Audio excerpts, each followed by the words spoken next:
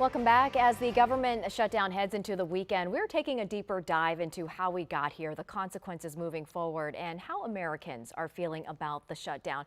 To help give us some insight is CBS Congressional Correspondent Scott McFarlane joining us this afternoon. Scott, it is now day 3. Competing short-term measures to fund the federal government failed again today in the Senate. Again, still just at an impasse. A lot of finger pointing going on. Realistically, it's looking more like this could extend to next week rather than over the weekend. What do you think?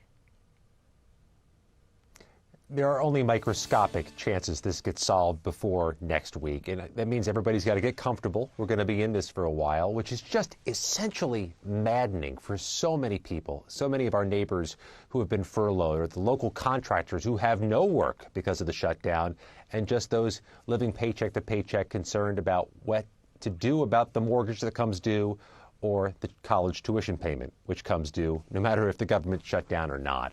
But here's the fundamental thing, Annie, as the day ends and as the week ends. There's just not sufficient political pain being felt by either party for either party to give in or to work more aggressively toward a compromise. Both parties think they're fighting a fight, Annie, that their base and their constituents want, so they will keep fighting it indefinitely. And while that fight continues, in the middle of it are the federal workers being impacted directly. The White House even signaling that thousands of government layoffs could begin soon. And I think that's the difference this time around. We've been through shutdowns before, especially the one 7 years ago in 2018. But this one is different because they are threatening to permanently lay off employees and to end programs, federal projects. Which programs might the government be targeting?